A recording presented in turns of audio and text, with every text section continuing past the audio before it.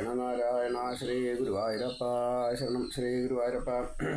ശ്രീമന്നാരായണീയം ദശകം 48 ദാമോദര ലീലയാണ് പറയണത്. ശിവപാർഷദന്മാരായിട്ടുള്ള കുബേരൻ്റെ പുത്രന്മാരായിട്ടുള്ള നളകൂബരൻ, മണിഗ്രീവൻ ഇവര് നാരദൻ്റെ ശാപം കൊണ്ട് മരുത്ത് മരങ്ങളായിട്ട് വൃന്ദാവനത്തിൽ കൃഷ്ണൻ്റെ ദർശനം കാത്ത് മുക്തിക്ക് വേണ്ടിയിട്ട് പ്രാർത്ഥിച്ച് തപസ് ചെയ്തായിരുന്നു. അവരുടെ അടുത്തേക്ക് ഈ ഒരലും വലിച്ചുകൊണ്ട് ഉണ്ണി കുട്ടികളോടൊത്ത് ചെല്ലുന്നതും ആ മരങ്ങളെ കടപുഴക്കി വീഴ്ത്തുന്നതും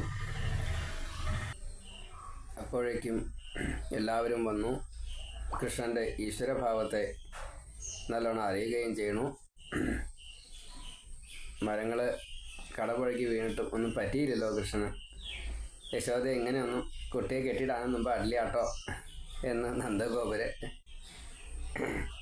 അങ്ങനെയുള്ള രംഗങ്ങളെ ഇതിൽ പറയണു. നമുക്ക് കേൾക്കാം. അതിഗംഭീരമായിട്ടൊരു സ്തുതിയാണ് ഭാഗവതത്തിൽ ഈ യമളാർജുനന്മാർ ചെയ്യണത്. ഇന്ദ്രിയങ്ങളൊക്കെ ഭഗവത് ഉന്മുഖമാക്കി തീർക്കണേ എന്ന് പ്രാർത്ഥിക്കുന്നതായിട്ടുള്ള ആ സ്തുതി ഭാഗവതത്തിലെ ഏറ്റവും പ്രധാനപ്പെട്ട ശ്ലോകങ്ങളിൽ ഒന്നാണ്. വാണീ ഗുണാനുകഥനേ ശ്രവണൗ കഥായാം ഹസ്തൗ ച കർമ്മസു മനസ്തവ പാദയോർന്ന സ്മൃത്യാം ശിരസ്തവ നിവാസജഗൽ പ്രണാമേ ദൃഷ്ടിസ്തതാം ദർശനേസ്തു ഭവത്തനൂനാം. ശ്രീ ഗുരുവായൂരപ്പ. അങ്ങനെയുള്ള ഭഗവാനെ നമുക്കൊന്ന് കാണാം. ദശകം 48 ശ്ലോകം 1. മുദാസുരൗഖൈസ്ത്വമുദാരസമ്മതൈ ഉദീര്യ ദാമോദര ഇത്യഭിഷ്ടുത മൃദൂദര സ്വൈരമുലൂഖലേലഗന്നദൂരതോ ദ്വൗ കകുഭൗ ഉദൈക്ഷതാം. ഉദാരസമ്മതൈഹി. ഉദാരം എന്ന് പറഞ്ഞു കഴിഞ്ഞാൽ ധാരാളം എന്നുള്ള അർത്ഥമുണ്ട്. സമ്മതത്തോട് കൂടിയിട്ട്. അപ്പോൾ വളരെയധികം മതം, സമ്മതം, നല്ല മതം. അവിടെ അഹങ്കാരം എന്നുള്ളതല്ല, മറിച്ച് സന്തോഷം എന്നുള്ളതാണ്. മുദം എന്നുള്ള അർത്ഥത്തിലാണ് അവിടെ മതം വരിക. സമ്മതൈ. ഇപ്പോൾ അവിടെ വളരെ സന്തോഷത്തോട് കൂടിയിട്ട്, ഉദാരമായിട്ടുള്ള സമ്മതത്തോട് കൂടിയിട്ട്, ഉദാരമായിട്ടുള്ള മതത്തോട് കൂടിയിട്ട്, നല്ല സന്തോഷത്തോട് കൂടിയിട്ട്. ഇതാണ് കുറച്ചധികം. അങ്ങനെ സുരൗഖൈഹി, ഈ ദേവന്മാർ മുഴുവൻ, ദേവന്മാരുടെ കൂട്ടം. സുര ഔഖൈഹി, ദേവന്മാരുടെ കൂട്ടം. മുദ, വളരെ സന്തോഷത്തോടു കൂടിയിട്ട്. ദാമോദര, ദാമോദരൻ എന്ന്, കാരണം ദാമത്തിൽ കയറ് ഉള്ള ഭാവം എന്ന നിലയ്ക്ക് ദാമം എന്ന് പറഞ്ഞാൽ കയറ്, ഉദരത്തിൽ ദാമം എന്ന നിലയ്ക്ക്, ഉദരത്തിൽ ദാമം, അതാണ് ദാമോദരൻ. അങ്ങനെയുള്ള ആ ഭാവത്തിൽ ഇതി ഉദീര്യ, അങ്ങനെ ഭഗവാൻ ഒരു പ്രത്യേക നാമം ഈ ദേവന്മാരാൽ കൊടുക്കപ്പെട്ടു. ദേവന്മാരാണ് സ്വതേ ഈ ദാമോദരൻ എന്നുള്ള പേര് ശ്രീകൃഷ്ണന് കൊടുത്തത്. കയറുകൊണ്ട് കെട്ടിയത് യശോദയാണ്, അല്ലെങ്കിൽ ഭഗവാൻ സ്വയം കെട്ടിയതാണ്. അപ്പോൾ ഈ വയറിനെ ഒന്ന് സൂക്ഷിക്കണം, അതുകൊണ്ട് ഒന്ന് കെട്ടിക്കോളൂ.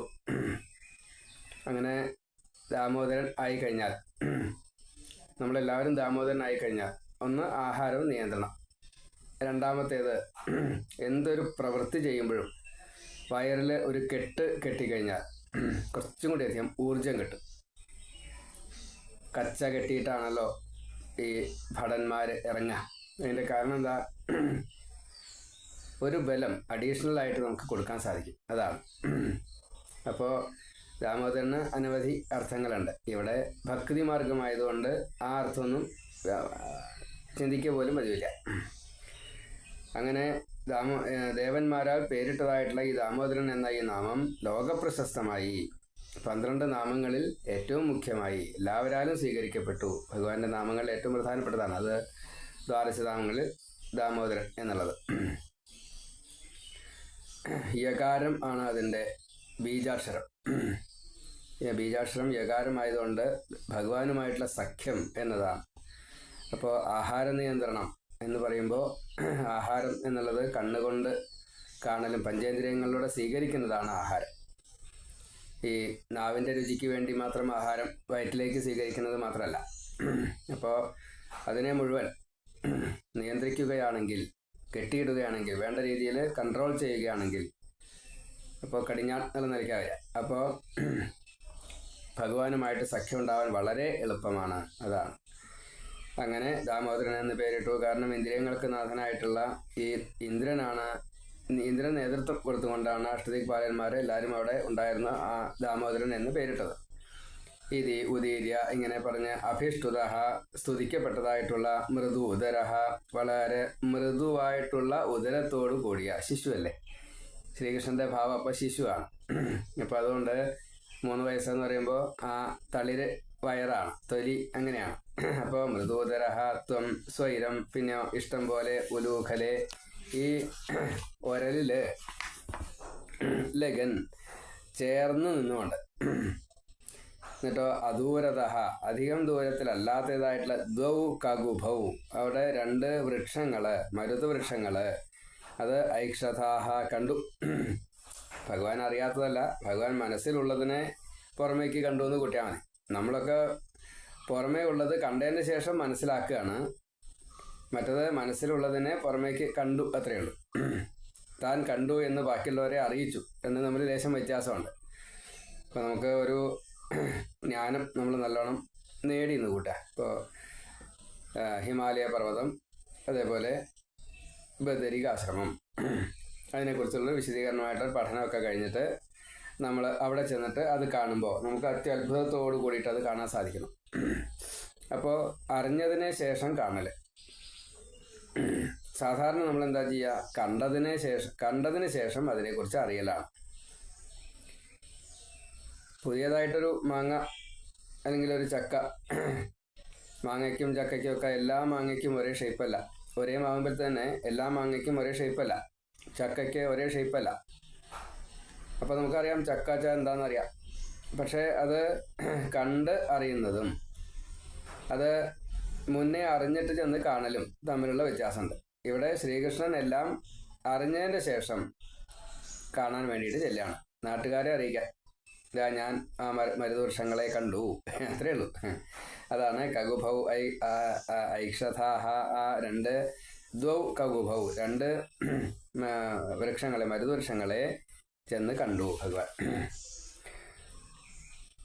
മുദ സുര ഔഖൈഹി ത്വം ഉദാര സമ്മതൈഹി ഉദീര്യ ദാമോദര ഇതി അഭിഷ്ടുതഃ മൃദു ഉദരഃ സ്വൈരം ഉലൂഖലെ ലഗൻ അദൂരതോ ദ്വൗ കഗുഭൗ ഉദൈക്ഷതാഹ. ഇങ്ങനെ പദച്ഛേദം. ഉദാരസമ്മതൈഹി സുരൗഖൈഹി മുദാ ദാമോദരഃ ഇതി ഉദീര്യ അഭിഷ്ടുതഃ മൃദു ഉദരഃ ത്വം സ്വൈരം ഉലൂഖലെ ലഗൻ അദൂരതഃ ദ്വൗ കഗുഭൗ ഐക്ഷതാഹ എന്ന അന്വയം. വലിയ സന്തോഷത്തോടു കൂടിയിട്ട് ഈ ദേവന്മാരാൽ അവര് ഉദരത്തിൽ കയറ് കെട്ടിയതായിട്ട് യശോദയുടെ ആ ഭാവം കണ്ടു കഴിഞ്ഞപ്പോൾ, ഉണ്ണിയുടെ ഈ കയറിനെ സ്വീകരിക്കൽ കണ്ടപ്പോൾ ദാമോദരൻ എന്ന് പേരിട്ടു. എന്നിട്ട് നന്നായിട്ട് സ്തുതിച്ചു. അങ്ങനെ മൃദുവായിട്ടുള്ള ഈ ഉദരത്തോടു കൂടിയ ആ ഉണ്ണി ഭഗവാനെ അങ്ങ് ഈ ഉദരത്തെ കെട്ടിയ മറ്റേ ഉരലുണ്ടല്ലോ, ആ ഉരലിൻ്റെ പറ്റി നിന്നുകൊണ്ട്, ചേർന്ന് നിന്നുകൊണ്ട്, അധികം ദൂരത്തല്ലായതോ 2 മരുതവൃക്ഷങ്ങളെ കണ്ടു. അവിടേക്ക് യാത്രയാവണു എന്നതാണ്. കുബേരസൂനുർനള കൂബരാഭിധ പരോമണിഗ്രീവ ഇതി പ്രഥാം ഗത മഹേശ സേവാധിഗത ശ്രിയോന്മദൗ ചിരം കില ത്വദ്വിമുഖാവഖേളതാം. സന്നികർഷോ ഹി മർത്യാനാം അനാദരണ കാരണം എന്നൊരു പ്രയോഗമുണ്ട് ഈ ഭാഗവതത്തിൽ. അവിടെ നാരദൻ വസുദേവരോട് പറയുന്നതായിട്ടുള്ള കാര്യമാണ്. അടുത്ത് നിൽക്കുമ്പോൾ അതിൻ്റെ വില അറിയില്ല, അത് ചിലപ്പോൾ അനാദരണത്തിന് കാരണവും എന്ന കൂട്ടത്തിൽ ഇവിടെ നളകൂപരാഭിത, നളകൂപരൻ എന്ന പേര്, അതേപോലെ കുബേരസൂനു, കുബേരൻ്റെ മക്കളാണ്, മണിഗ്രീവ, മണിഗ്രീവൻ, ഇത് 2 പ്രധാം, നല്ല വളരെയധികം കീർത്തിയെ സ്വീകരിച്ചതായിട്ടുള്ള, അതായത് യശസ്വികളാണ്. എന്താണ്, കുബേരൻ്റെ മക്കളാണ്. പിന്നെയോ അവർക്ക് പിന്നെയുണ്ട് ഒരു ക്വാളിഫിക്കേഷൻ, എന്താ അത്, ഗദഹ പരഹ, മറ്റൊരു പുത്രനായിട്ടുള്ള അവര് രണ്ടുപേരും കുബേരനും നളകൂബരനും മണിഗ്രീവനും കുബേരസൂനുക്കള് കുബേരമക്കള് മഹേഷ സേവ അധികത ശ്രീയ ശിവനെ സേവിച്ച് നേടിയതായിട്ടുള്ള ഐശ്വര്യത്താൽ. ഇവിടെ ഇങ്ങനെയാണ് പറഞ്ഞത്. എങ്കിലും ശിവപാർഷദന്മാരാണ് അവര്. ഭഗവാനെ തപസ് ചെയ്തിട്ട് കുബേരനായാലും ധന അധിപതിയായി വടക്കിൻ്റെ അഷ്ടദിക്പാലകൻ എന്ന നിലയ്ക്കുള്ള സ്ഥാനത്തെ സ്വീകരിച്ചു. ശിവന് തുല്യതയും സ്വീകരിച്ചു. ശിവന്റെ തുല്യനാണ് ഈ കുബേരൻ. എല്ലാവർക്കും അതുപോലെ ഭക്തന്മാർക്കൊക്കെ തുല്യത കൊടുത്തിട്ടില്ല. ഇതുപോലെ ഭഗവാനാൽ അനുഗ്രഹീതരായിട്ടുള്ള പല ഭക്തന്മാരും തുല്യത സ്വീകരിച്ചിട്ടുണ്ട്. ഭഗവാന്റെ തന്നെ അവതാരമൂർത്തികളായിട്ടുള്ളവർക്ക് തുല്യത കൊടുക്കുന്ന പോലെയല്ല. വീരഭദ്രൻ, ഭൈരവൻ, അങ്ങനെയുള്ള ചില അവതാരമൂർത്തികൾക്ക് ഈ തുല്യത കൊടുത്തിട്ടുണ്ട്. അതുപോലെയല്ല ഭക്തന്മാർക്ക് തുല്യത കൊടുത്തിട്ടുണ്ട്. ദുർവാസാവായാലും അതേപോലെ ശങ്കരാംശമായിട്ടുള്ള ഹനുമാനായാലും അതൊക്കെ അവതാരമൂർത്തികളാണ്. ആ തുല്യതയല്ല. ഇവിടെ അഗസ്ത്യന് തുല്യത കൊടുത്തിട്ടുണ്ട്. അഗസ്ത്യൻ മറ്റൊരു രീതിയിലാണ്. അതേപോലെയാണ് ഈ കുബേരനും ഇതുപോലെ ഉപമന്യു, ഇവർക്കൊക്കെ ഈ തുല്യത കൊടുത്തിട്ടുണ്ടെന്നാണ് പറയാം. അപ്പോൾ എല്ലാവർക്കും ഇങ്ങനെ ഒരു തുല്യത ഇല്ല. ചില പ്രത്യേക സാഹചര്യങ്ങളൊക്കെ ഉണ്ട്. അങ്ങനെ ആയാൽ മാത്രമേ തുല്യത കൊടുത്തിട്ടുള്ളൂ. അത് ഏത് ദേവനായാലും അങ്ങനെ തന്നെയാണ്.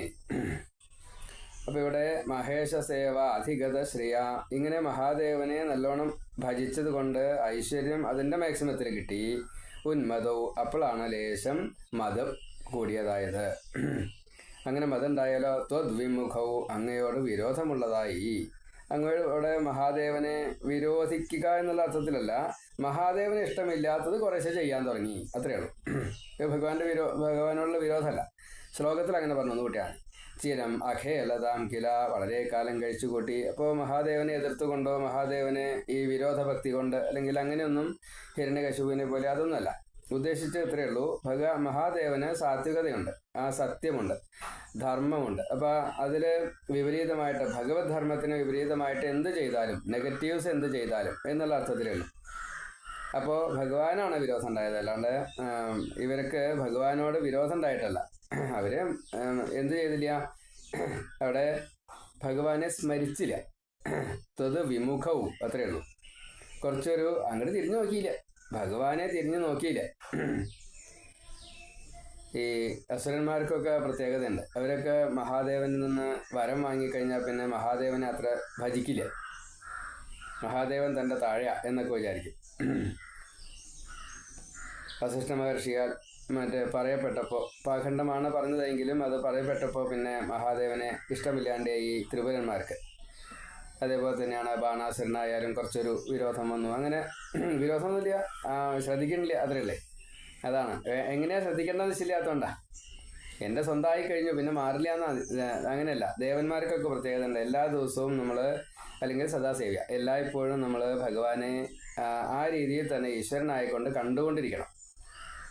അതിലെപ്പോഴെങ്കിലും ചെറിയൊരു വീഴ്ച വന്നു കഴിഞ്ഞാൽ ഭഗവാനും നമ്മൾ ഭക്തനുമായിട്ട് തന്നെ വേണം. ഇനി ഒന്നായിട്ട് കണ്ടാലും താതാത്മ്യം വന്നാൽ പോലും ഭഗവാനെ ഭഗവാനായിട്ടും നമ്മളെ നമ്മളായിട്ടും ഭഗവാന്റെ മഹത്വവും നമ്മുടെ ലഘുത്വവും അറിഞ്ഞുകൊണ്ട് വേണം ഈ പെരുമാറില്ല എപ്പോഴും. അല്ലെങ്കിൽ അത് ഭഗവാൻ ഇഷ്ടാവില്ല, അപ്പോൾ ഭഗവാൻ തിരിച്ചടിക്കും. അപ്പോൾ ഇവിടെ ഇവർക്ക് അങ്ങനെ ഒരു അബദ്ധമാണ് പറ്റിയത്. ത്വദ്വിമുഖവും ചിരം അഖേലതാം കില, കുറച്ച് കളിച്ചു എന്നാണ്. അപ്പോൾ അവിടെ കഴിഞ്ഞുകൂടല്ല, കുറച്ച് കളിച്ചു എന്ന് വെച്ചാൽ ലീലയായിപ്പോയി അല്ലെങ്കിൽ കളിയായിപ്പോയി. ആർക്ക്? ഈ നളകൂബര മണിഗ്രീവന്മാർക്ക്. കുബേര സൂനുഹു നളകൂബര അഭിധ പരഹ മണിഗ്രീവ ഇതി പ്രഥാം ഗതഃ മഹേഷ സേവ അധിഗത ശ്രിയഃ ഉന്മദൗ ചിരം കില ത്വത് വിമുഖ അവഖേളതാം അവഖേളത. ശ്രീ ഗുരുവായൂരപ്പ ഇങ്ങനെ ത്വത് വിമുഖൗ അഖേളതാം, ത്വത് വിമുഖൗ അഖേളതാം, അവഖേളത എന്നല്ല, വാക്ക് നോക്കിയില്ല. ത്വത് വിമുഖൗ, വകാരം അവിടെ ഔ എന്ന് മാറിയ ആ കഴിഞ്ഞിട്ട് വ എന്ന് കാണാം. അത് കഴിഞ്ഞാൽ പിന്നെ ഖേലതാം എന്നുള്ളതിന് കൂട്ടിച്ചേർക്കാനുള്ള ഒരു അക്ഷരമായിട്ടാണ് ആ എന്ന് വരിക. അത് ഖൗ ആ, ഔ ആ എന്നുള്ളത് ആവ എന്നുള്ള രീതിയിലാണ് വരിക. ഔ ആ ആവ അങ്ങനെ വരിക. അതുകൊണ്ടാണ് ത്വത് വിമുഖ അവഖേലതാം ത്വത് വിമുഖൗ അഖേലതാം എന്ന് വന്നത്. അപ്പോൾ നമുക്ക് ആ വകാരം പിന്നെ മുറിച്ച് കഴിഞ്ഞാൽ കാണില്ലേ. അപ്പോൾ അത് ശ്രദ്ധിച്ചിട്ടില്ലേ ചിലപ്പോൾ പിഴയ്ക്കും. നളകൂപരാഭിത കുബേരസൂനു മണിഗ്രീവ ഇതി പ്രധാം ഗത പരഃ മഹേശസേവ അധിഗത ശ്രിയ ഉന്മതൗ ത്വത് വിമുഖൗ ചിരം അഖേലതാം കില. ഇങ്ങനെ അന്വയം. ഇപ്പോൾ നളഗോപനും മണിഗ്രീവനും കുബേരൻ്റെ മക്കള് ശിവനെ സേവിച്ചുകൊണ്ട് ധാരാളം ഐശ്വര്യം വന്നു കഴിഞ്ഞപ്പോൾ ഒരു ലേശം അഹങ്കാരം വന്നപ്പോൾ ഭഗവാന് ഇഷ്ടമല്ലാത്ത ചില കാര്യങ്ങളൊക്കെ ചെയ്തുകൊണ്ട് കളിച്ചു നടന്നു. ഇതാണ് ആ ശ്ലോകത്തിൻ്റെ അർത്ഥം. കുബേരസൂനുർനളകൂപരാഭിധ പരോ മണിഗ്രീവ ഇതി പ്രധാം ഗത മഹേശസേവാധിഗത ശ്രിയോന്മദൗ ചിരം കില ത്വദ്വിമുഖാവഖേലതാം സുരാപഗായാം കില തൗ മദോൽക്കടൗ സുരാപഗായത് ബഹുയൗവതാവൃതൗ വിവാസസൗ കേളിപരൗ സനാരദൗ വിവാസസൗ കേളിപരൗ സനാരദോ ഭവൽപദൈക പ്രവണോ നിരൈക്ഷതാം. ഭവൽപദൈക പ്രവണ, ഭവൽപദ ഏക പ്രവണ. ഭഗവാന്റെ തൃപ്പാദത്തെ ആശ്രയിച്ചുകൊണ്ട് എപ്പോഴും ആ ഭഗവാന്റെ തൃപ്പാദത്തെ മാത്രം നമസ്കരിച്ചുകൊണ്ട്, അതാണ് പ്രണവ അല്ല, പ്രണവം എന്ന് പറഞ്ഞാൽ ഓങ്കാരം, പ്രവണ. അപ്പോൾ നമസ്കരിച്ചുകൊണ്ട് മാത്രമല്ല അത് മാത്രമേ ആശ്രയമുള്ളൂ. അപ്പോൾ അനന്യ ശരണാഗതിയാണ്. സഹ നാരദ, ആ നാരദനാവട്ടെ മതോൽക്കടവും, മതം കൊണ്ട് ലേശം ഉത്കടമായിട്ടുള്ള മതം കൊണ്ടെന്നാ. ഇവിടെ ധനം ധാരാളമുണ്ട്, സൗന്ദര്യം ധാരാളമുണ്ട്, കുബേരൻ്റെ മക്കളാണ്, മഹാദേവൻ്റെ പാർഷദന്മാരാണ്. അപ്പോൾ എല്ലാം തികഞ്ഞെടുക്കണം. നളഗോപുര മണിഗ്രീവന്മാർക്ക് നമ്മൾ ഈ ലൗകിക ജീവിതത്തിലേതായിട്ടുള്ള സൗന്ദര്യമായാലും ധനമായാലും വിദ്യയായാലും സമൂഹത്തിലുള്ള വിലയായാലും അധികാരമായാലും എല്ലാം തികഞ്ഞുണ്ട്. അങ്ങനെ തികഞ്ഞുള്ള ഇവർക്ക് കുറച്ച് മതം വന്നു വെച്ചാൽ അത്ഭുതപ്പെടാനില്ല. അപ്പം അങ്ങനെ മതം വന്നുപോയി. പിന്നെയോ മതോൽക്കടൗത്തൗ, ആ രണ്ടുപേരും സുരാപഗായത്, കുറച്ച് സുരാപാനം കൊണ്ട്, അപഗായത് സുര കഴിച്ചത് കൊണ്ട്, കുറച്ചധികം കഴിച്ചതുകൊണ്ട്, ബഹുയൗവത ആവൃതവും, നല്ലോണം യൗവനമുണ്ട്. അപ്പോൾ അതുമായി പ്രായത്തിൻ്റെ യൗവനം ബലം അത് കൂടുതൽ കിട്ടി. അപ്പോൾ ദേഹത്തിൻ്റെ അതുകൊണ്ട് രണ്ടും കൂടിയിട്ട് സുരാപാന. അപ്പം എന്തൊക്കെ അതിന് ദോഷങ്ങൾ വന്നു. മഹാദേവൻ്റെ പാർഷദരായതുകൊണ്ട് വിദ്യ ധാരാളമുണ്ട്, മഹാദേവൻ്റെ കഴിവുകൾ മറ്റേ എന്തൊക്കെയാണെന്ന് വെച്ചാൽ അത് മുഴുവൻ കൊടുത്തിട്ടുണ്ട്. അപ്പോൾ അതിൻ്റെ പാർഷദ നിലയ്ക്ക് തുല്യത കിട്ടും. അങ്ങനെയൊക്കെയാണ്. അതേപോലെ തന്നെ കുബേരനായതുകൊണ്ട് ധനം, അപ്പോൾ ധനത്തിൽ യാതൊരു ക്ഷാമമില്ല, നല്ല യൗവനുണ്ട്, നല്ല സൗന്ദര്യമുണ്ട്. അപ്പോൾ മഹാദേവൻ്റെ പാർഷദരാവുക, കുബേരൻ്റെ മക്കളാവുക, നല്ല യൗവനുണ്ടാവുക, പ്രായം ശരിയാവുക, സൗന്ദര്യം നല്ലോണം ഉണ്ടാവുക, ജ്ഞാനം നല്ലോണം ഉണ്ടാവുക, എന്തൊക്കെയാ അപ്പോൾ ഈ നെഗറ്റീവ്സ് വരാൻ. ഇതൊക്കെ പോസിറ്റീവാണെന്ന് വെച്ചാൽ വളരെ എല്ലാവർക്കും ഉപകാരമായിട്ടാണ് വരിക. അത് മതത്തിന് കാരണമായി. അപ്പോഴോ സുരാപകായാൻ കുറച്ച് മദ്യപാനം ചെയ്തു. പിന്നെ വിവാസസൗ, വസ്ത്രമില്ലാതെ കണ്ട്. എവിടെ? ഗംഗയിൽ. അവിടെ സുരാപഗായാം, അവിടെ ദേവന്മാരുടെ അല്ലെങ്കിൽ ദേവത്വത്തിലേക്ക് ലയിക്കാൻ വേണ്ട ഒരു ഉപായമാണ് ഗംഗാസ്നാനം. ഗംഗയെ സ്മരിച്ചാൽ മതി ഗംഗാസ്നാനം. അപ്പം അതുകൊണ്ട് തന്നെ ഗംഗയിൽ എന്നാണ്. സുരയുടെ ആപം കൊണ്ട്, ഇളക്കം കൊണ്ട്, അല്ലെങ്കിൽ ആ ജലാവസ്ഥ കൊണ്ട്, സുര എന്നുള്ളത് തിളച്ചു മറിഞ്ഞായിട്ടുള്ള മദ്യം.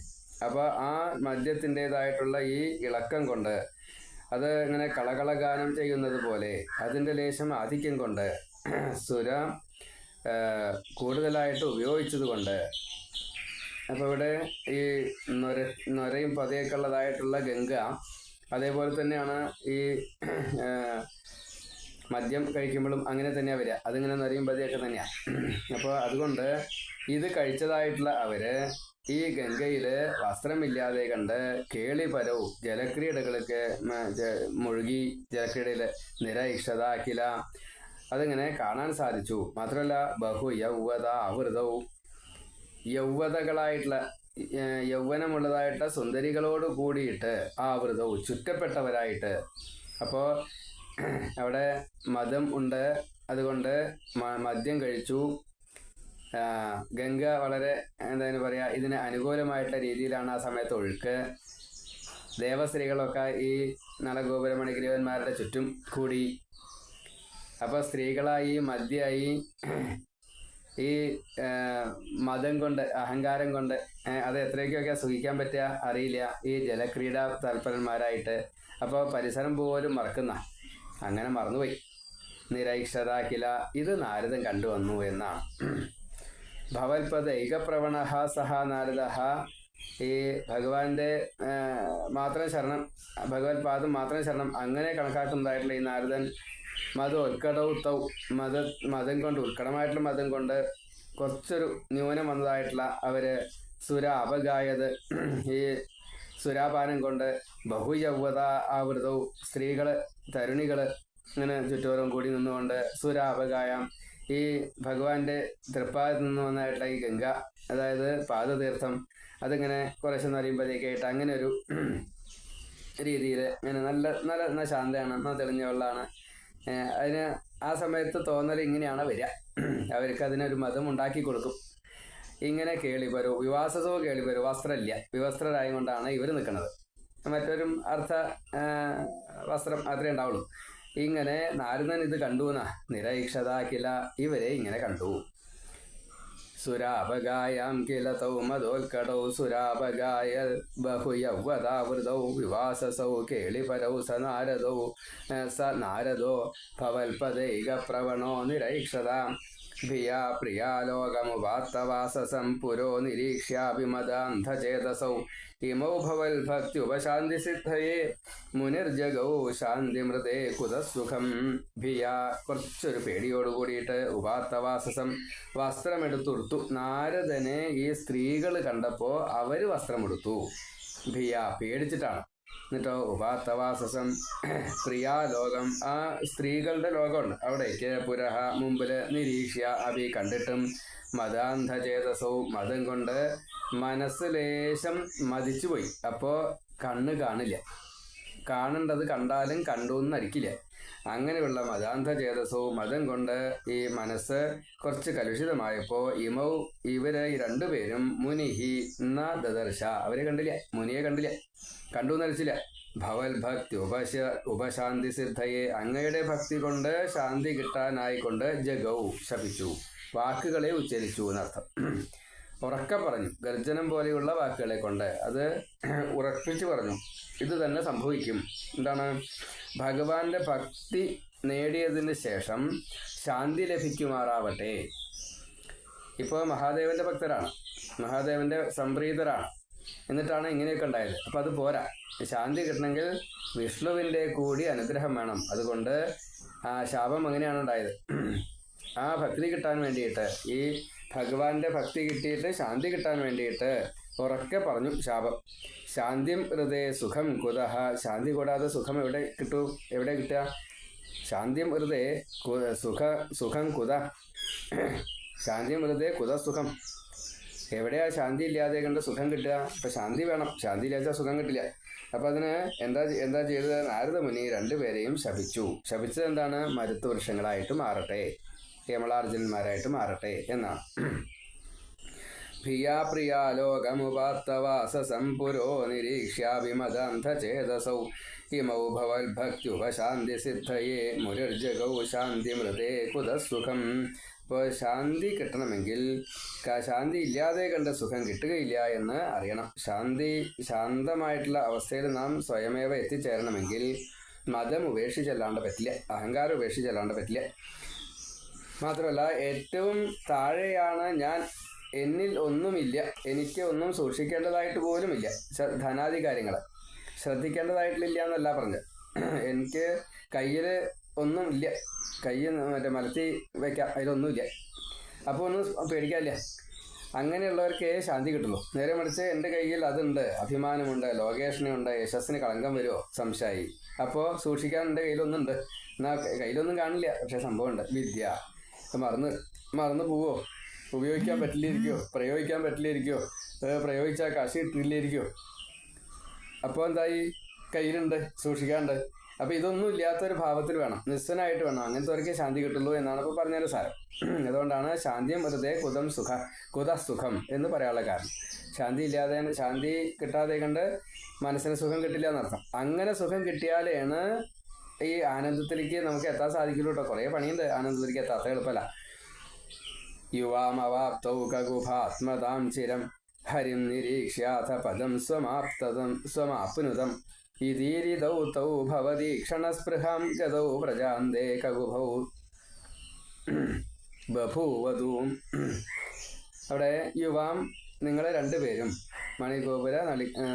നളഗോപുര മണിഗ്രീവന്മാരെ, നിങ്ങൾ രണ്ടുപേരും യുവാം ചിരം വളരെ കാലമായിട്ട് കകുഭാത്മതാം ഈ മരുതവൃക്ഷങ്ങളുടെ രൂപം അവാപ്തൗ സ്വീകരിച്ചുകൊണ്ട് അതിനുശേഷം ഹരിം നിരീക്ഷ്യ വിഷ്ണുവിനെ കണ്ടിട്ട് സ്വം പദം അവനവന്റെ സ്ഥാനമായിട്ടുള്ള ഈ ശിവപാർശ്വത സ്വരൂപത്തിലേക്ക് തന്നെ ആപ്നുതം പ്രാപിക്കട്ടെ എന്ന് അനുഗ്രഹിക്കുകയും ചെയ്തു. ശാപമോക്ഷം ചോദിച്ചിട്ടൊന്നല്ല കേട്ടോ, പക്ഷെ കൊടുത്തു നാരദൻ. അങ്ങനെയാണ്. ഇത് ഈരിതൗ ഇങ്ങനെ നന്നായിട്ട് പറയപ്പെട്ടതായിട്ടുള്ള തൗ അവര് അത് കേട്ടു, പാർശ്വതന്മാർ അത് കേട്ടു.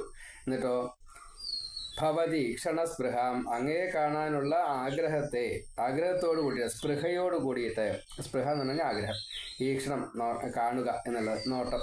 അതേപോലെ അങ്ങയെ ഭഗവാനെ കാണാനുള്ള ആഗ്രഹം നിമിത്തം ഗതൗ പ്രാപിച്ചവരായി. എന്നിട്ടോ വ്രജാന്തേ അവരോട് പറഞ്ഞിരിക്കുന്നത് ഈ വൃന്ദാവനത്തിൽ വരാനാ. വ്രജങ്ങൾ എവിടെയാണോ വരുന്നത് എന്ന് വെച്ചാൽ ഈ ഗോപബാലന്മാർ അല്ലെങ്കിൽ ഗോപന്മാർ അവിടെയാണല്ലോ ഭഗവാൻ ഇനി അവതരിക്കാൻ പോകുന്നത്. അതുകൊണ്ട് അവിടേക്ക് വരൂ, എന്നിട്ട് അവിടെ കാത്തിരുന്നോളൂ എന്നാണ് കണക്ക്. അങ്ങനെ ആ വാക്കിനെ കേട്ടുകൊണ്ടാണ് ഇവര് ഭഗവാനെ കാണാൻ വേണ്ടിയുള്ള അത്യാഗ്രഹത്തോട് കൂടിയിട്ട് ഗോകുലത്തിൽ തന്നെ വന്ന് മരുതവൃക്ഷങ്ങൾ അങ്ങനെ കകുഭൗ ബഭൂവധു മരുവൃക്ഷങ്ങളായിട്ട് മാറുകയും ചെയ്തു. യുവാം അവാപ്തൗ കകുഭൗ ആത്മതാം ചിരം ഹരിം നിരീക്ഷ്യ അഥ പദം സ്വം ആപ്നുതം ഈരിതൗ തൗ ഭവത് ഈക്ഷണ സ്പൃഹാം ഗതൗ വ്രജാന്തേ കകുഭൗ ബഭൂവധു.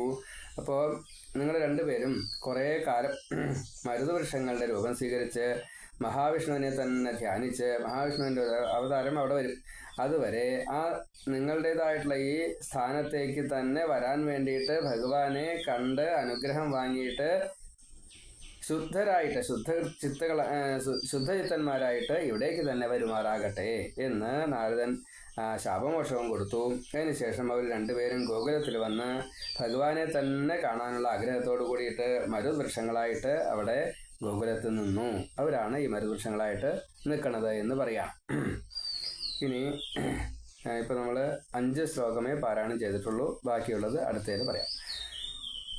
48ാമത്തെ ദശകത്തിലെ ശാപമോക്ഷം കൂടി പറഞ്ഞു മരുവൃക്ഷങ്ങൾക്ക്, ഈ നളഗോപുര മണിഗ്രീവന്മാർക്ക്. ഇനി ഭഗവാനെ കാണുന്നതായിട്ട് രംഗം, സ്തുതിക്കുന്നതായിട്ട് രംഗമൊക്കെയാണ് അടുത്ത 5 ശ്ലോകങ്ങൾ. നമുക്കത് കേൾക്കാം. സർവത്ര ഗോവിന്ദ നാമ സങ്കീർത്തനം ഗോവിന്ദ ഗോവിന്ദ നാരായണ.